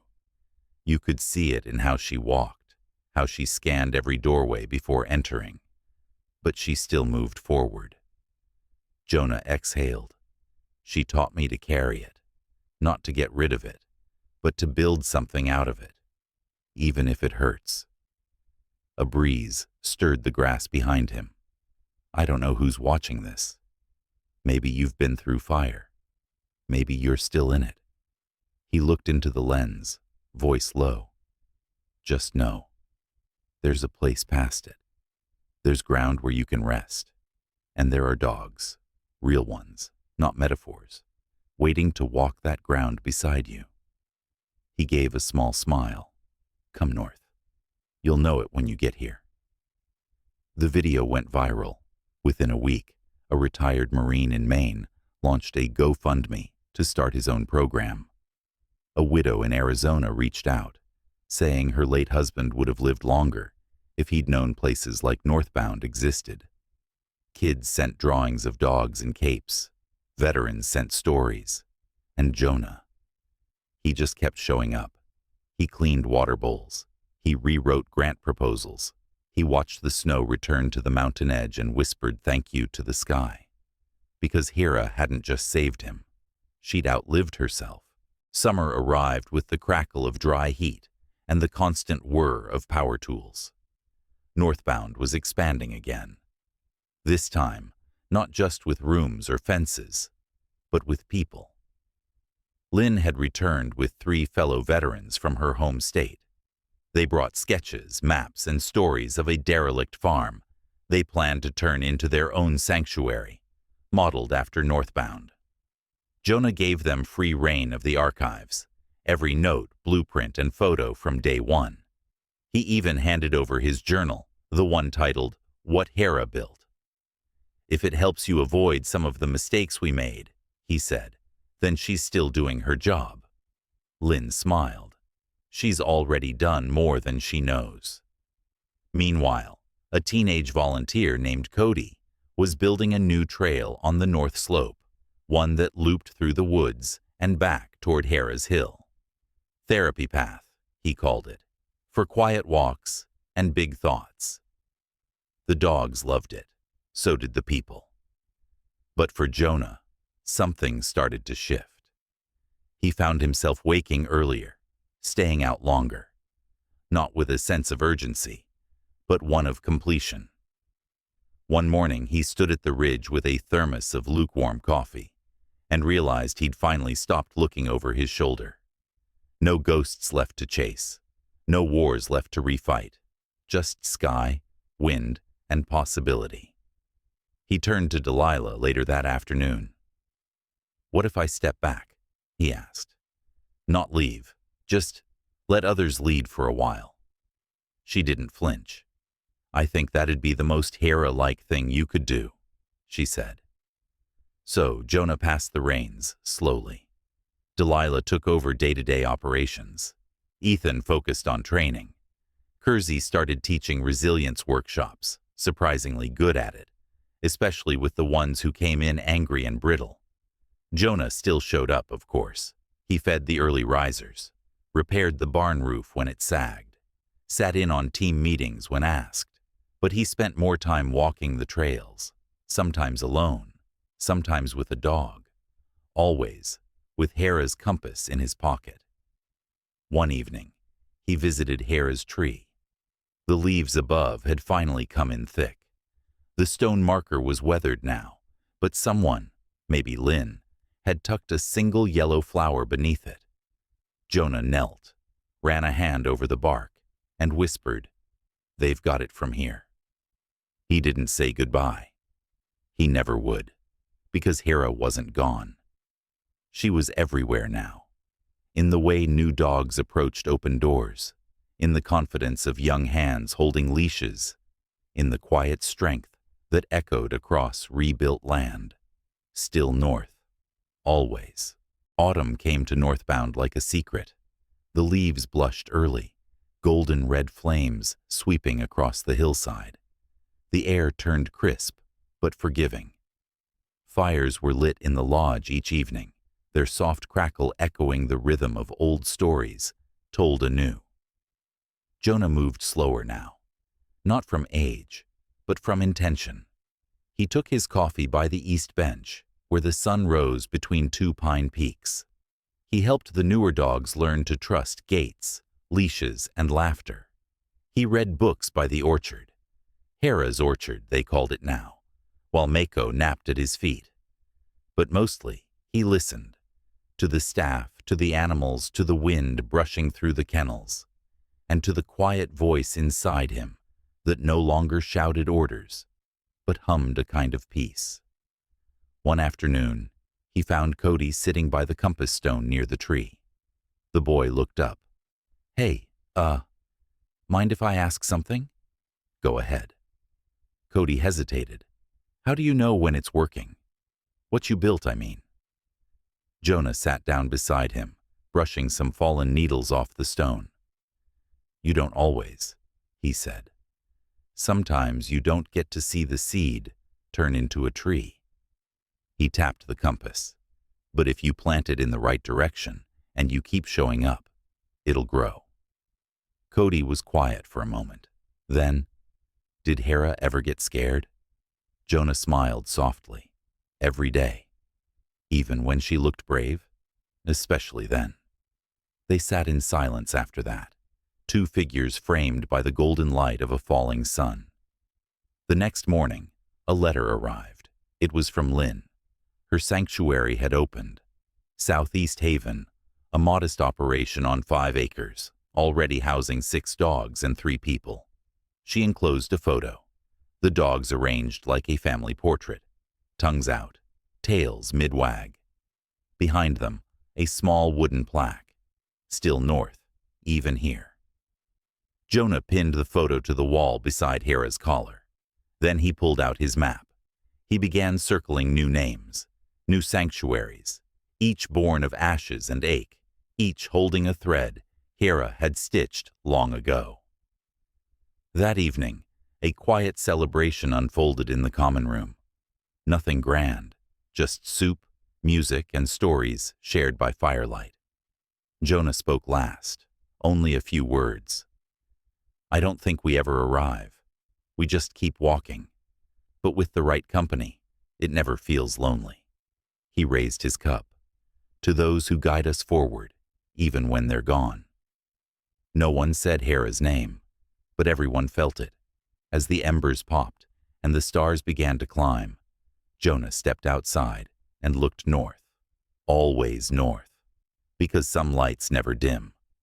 They just pass into others. Years later, they still called it Hera's Trail. It wasn't the longest path on the property, or the steepest, or even the prettiest.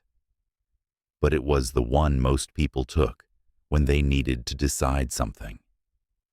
It started behind the barn, wound through a stretch of pine, curved past the quiet orchard, and ended at her tree, the tall one, alone on the hill, always facing north. Newcomers were told, "If you don't know what to do, walk it. You'll know by the time you come back." And most of them did. Northbound had changed by then, grown. What was once a cabin and a fence had become a network, a coalition of sanctuaries and healing centers spread across states, connected by mission and memory.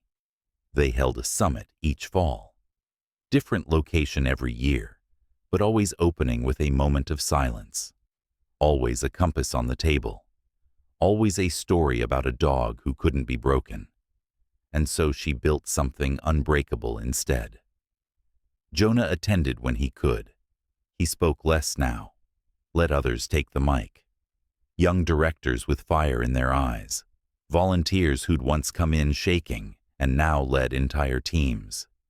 He sat in the back, hands wrapped around a chipped mug, nodding quietly as Hera's name echoed forward. It never stopped feeling surreal, but it felt right. One evening, after the final summit session, a girl no older than 12 approached him. She wore a lanyard too big for her neck and held a notebook bursting with sketches. "Mr. Jonah?" she asked. He smiled. "Just Jonah's fine. My mom said you knew Hera, the real one." "I did." She looked down. "I never met her." But I drew this. She handed him a page. It showed a dog, a German shepherd, unmistakable, standing atop a hill, eyes bright, tail mid-wag. Around her were lines, paths, arrows pointing in every direction, like veins from a heart. At the bottom, map of places Hera helped. Jonah stared at it for a long time. Then he knelt and handed it back. You should keep this, he said. Why? Because you're part of it now. When he returned to Northbound, the autumn leaves were already thick on the ground. He took Hera's trail alone. No compass, no leash, no question in his mind. Just the wind, the trees, and the sound of his boots crunching the past beneath them. At the top of the hill, he sat beside the stone again.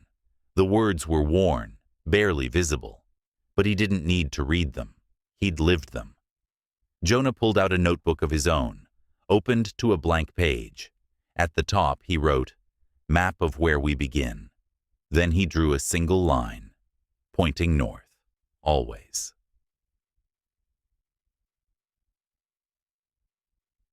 Part 31. The Visitor. It was a Tuesday when the stranger arrived. Rain had just started to fall, soft and steady. The dogs barked once, then quieted, almost respectful. Jonah noticed the car first, old, rusted, parked crooked near the gate.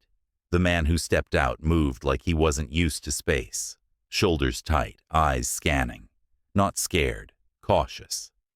Jonah met him halfway up the path. "You looking for someone?" he asked. The man shook his head. "I don't know. Maybe." His name was Ray. He didn't offer more than that, but his voice had the edge of someone who'd known war and grief. Jonah recognized it instantly. "You hungry?" he asked instead. Ray nodded. They sat in the common room over reheated stew. Ray didn't eat fast, but he cleaned the bowl. Jonah didn't press. Some people come to tell stories. Others come to stop hearing them. Over the next few days, Ray stayed in one of the spare cabins, helped mend a gate, brushed out the coats of 3 skittish rescues, walked Mako, who normally didn't like strangers, but mostly he walked, not aimlessly, always toward the orchard, always toward the hill. Jonah watched from afar, giving him room. Then one morning, Ray spoke. "She really buried it here, didn't she?" Jonah looked up from his notes. "Buried what?" "Whatever it was she carried. I can feel it out there. Peace like that doesn't just grow wild." Jonah smiled. "Number it doesn't." That afternoon, Ray asked if he could visit Hera's tree. Jonah simply nodded. They walked the trail in silence. Birds chirped, and the wind toyed with the leaves. The world felt freshly washed. At the hilltop, Ray crouched beside the stone, ran his fingers across the smoothed-out carving. "She was a soldier," he said, not as a question. "In her way," Jonah replied. Ray pulled a small object from his coat, a military coin, bronze, scarred. "Belonged to my friend. We served together. He didn't make it back." He placed it gently at the base of the tree. "I never knew what to do with this," he whispered. Jonah didn't interrupt. Ray stood slowly, his eyes rimmed with red, but steady. "Thanks for letting me leave it here." "She'd have liked that," Jonah said softly. That night, a new wind passed through Northbound, not loud, not cold, but sure. And in the morning, the dogs seemed to run faster, as if carrying something forward. It was a Tuesday when the stranger arrived. Rain had just started to fall, soft and steady. The dogs barked once, then quieted, almost respectful. Jonah noticed the car first, old, rusted, parked crooked near the gate. The man who stepped out moved like he wasn't used to space, shoulders tight, eyes scanning, not scared, cautious. Jonah met him halfway up the path. "You looking for someone?" he asked. The man shook his head. "I don't know. Maybe." His name was Ray. He didn't offer more than that, but his voice had the edge of someone who'd known war and grief. Jonah recognized it instantly. "You hungry?" he asked instead. Ray nodded. They sat in the common room over reheated stew. Ray didn't eat fast, but he cleaned the bowl. Jonah didn't press. Some people come to tell stories. Others come to stop hearing them. Over the next few days, Ray stayed in one of the spare cabins, helped mend a gate, brushed out the coats of 3 skittish rescues, walked Mako, who normally didn't like strangers, but mostly he walked, not aimlessly, always toward the orchard, always toward the hill. Jonah watched from afar, giving him room. Then one morning Ray spoke. "She really buried it here, didn't she?" Jonah looked up from his notes. "Buried what?" "Whatever it was she carried. I can feel it out there. Peace like that doesn't just grow wild." Jonah smiled. Number it doesn't. That afternoon, Ray asked if he could visit Hera's tree. Jonah simply nodded. They walked the trail in silence. Birds chirped, and the wind toyed with the leaves. The world felt freshly washed. At the hilltop, Ray crouched beside the stone, ran his fingers across the smoothed-out carving. "She was a soldier," he said, not as a question. "In her way," Jonah replied. Ray pulled a small object from his coat. A military coin, bronze, scarred. "Belonged to my friend. We served together. He didn't make it back." He placed it gently at the base of the tree. "I never knew what to do with this," he whispered. Jonah didn't interrupt. Ray stood slowly, his eyes rimmed with red, but steady. "Thanks for letting me leave it here." "She'd have liked that," Jonah said softly. That night, a new wind passed through Northbound. Not loud, not cold, but sure. And in the morning, the dogs seemed to run faster, as if carrying something forward. The coin stayed at Hera's tree.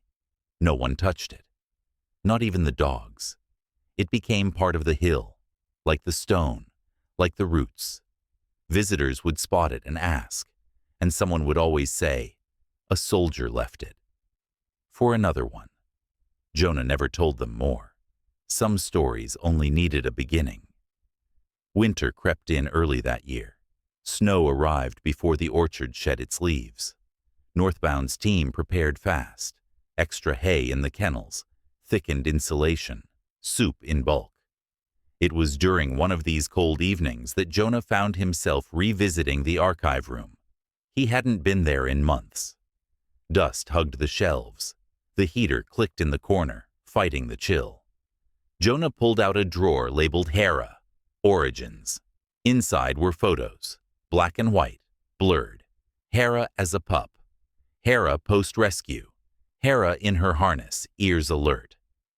One photo showed her curled in Jonah's lap after her first session with a trauma survivor. He ran his finger along the edge.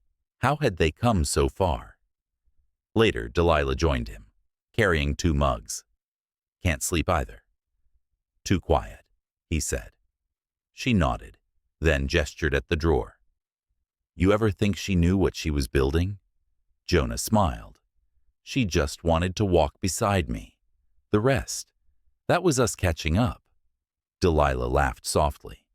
"I think that's what makes her a legend." They sat in silence, letting time wrap around them. That week, a letter arrived from Germany. Handwritten. The sender, Elsa M., age 14. She'd read about Hera through a translated article her teacher gave the class. She wrote in careful English, "I lost my brother. My mother says I am angry all the time, but I saw Hera's eyes and I cried. I think if she were real near me, I would tell her all the things I can't say to people." Enclosed was a charcoal drawing of Hera. Not perfect, but striking. The eyes carried a depth far older than 14. Jonah pinned it beside the others. Then he picked up a pen and wrote back. "Dear Elsa, she was real, and somehow she still is. Thank you for reminding me. From a friend far away. Jay. Later, as snow began to fall again, Jonah stood on the porch, watched the dogs tumble across the field. He felt the wind shift.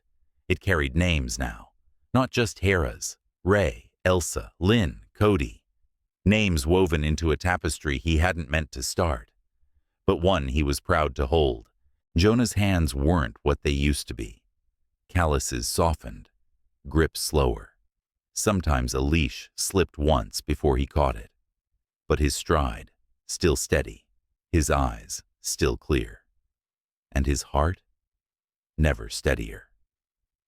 The year turned over with a quiet snowfall. They held a New Year's gathering in the barn, lanterns strung between beams, music from an old speaker that skipped every third beat.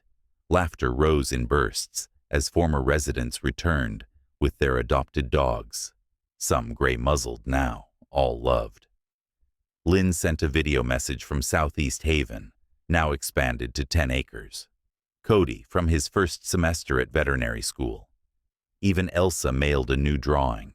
This time, Hera leading a pack across a bridge made of stars. Jonah stood at the edge of the barn door, cup of cider in hand, watching it all, not needing to say anything. He'd already said enough. In early spring, a new veteran named Mateo arrived, quiet, tattooed, holding a duffel and a leash, with no dog at the end. Jonah met him by the gate. "You lose someone?" he asked gently. Mateo nodded. "I was supposed to bring him, but he didn't make it." Jonah simply stepped aside. "Then bring the space he left behind. We've got room for that too." Mateo integrated fast, walked the fields, helped Kersey fix a jammed feeder, sat through a scent training demo, and later asked if he could try. But every afternoon, without fail, he went to Hera's tree. He never said why. No one asked. But one morning, Jonah noticed a small wooden token at the base, carved initials, M and R tied with a string, another name stitched into the thread. As spring warmed the land, Jonah and Delilah walked the orchard. "You ever think about what's next?" she asked. "I used to," he said. "Now I just think about what's now." She smiled. "I think that's the healthiest thing I've ever heard you say." He nudged her shoulder. "Took me long enough." Back at the lodge, someone had taped a map on the wall. Not a map of roads, a map of sanctuaries, each dot labeled, each line connecting. Jonah stared at it for a long time, not with pride, with awe, because the compass had kept spinning long after he set it down, and it pointed to more than north now. It pointed to people, to places of rest, to the truth Hera carried in her bones, that healing isn't a destination, it's a direction. There was no ceremony, no dramatic farewell. Just one quiet morning, Jonah didn't show up for breakfast. Delilah found him on the ridge, seated on the bench facing east, thermos in one hand, compass in the other. He was awake, smiling, watching the sun rise like it was the first time. "Thought you forgot your oatmeal," she teased. "I needed to see the light hit the orchard," he replied, just once more. Later that day, he made a decision. He called a meeting in the main hall. Everyone gathered, staff, volunteers, even a few longtime residents and their adopted dogs. The room buzzed with low chatter until Jonah stood up. "I'm not leaving," he began. "Not really. But I'm stepping back, fully this time."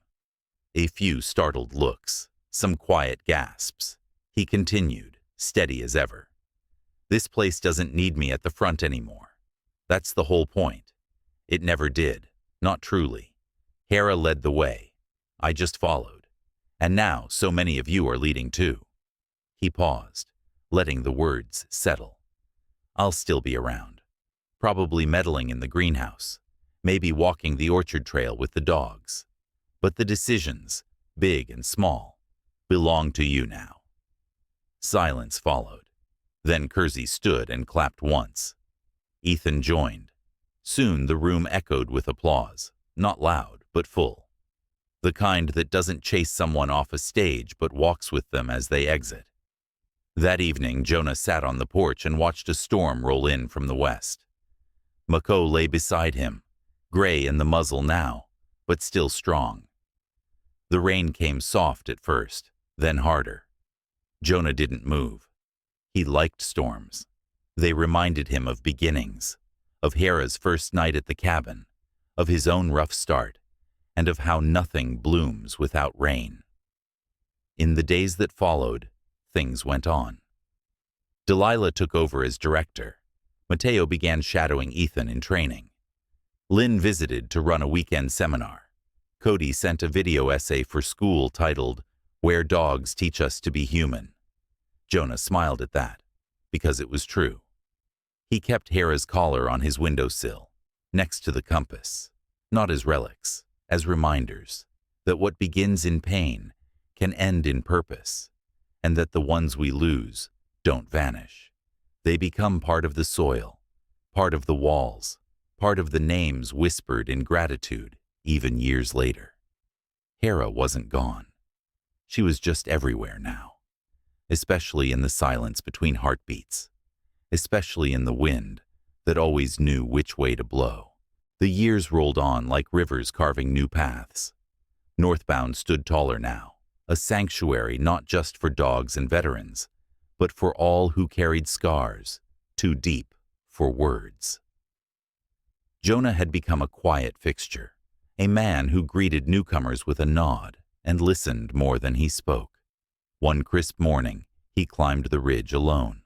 The sun was just rising, painting the sky in shades of orange and lavender. He stopped at Hera's tree, fingers tracing the worn stone. He whispered a promise, old but alive. Still north. Always.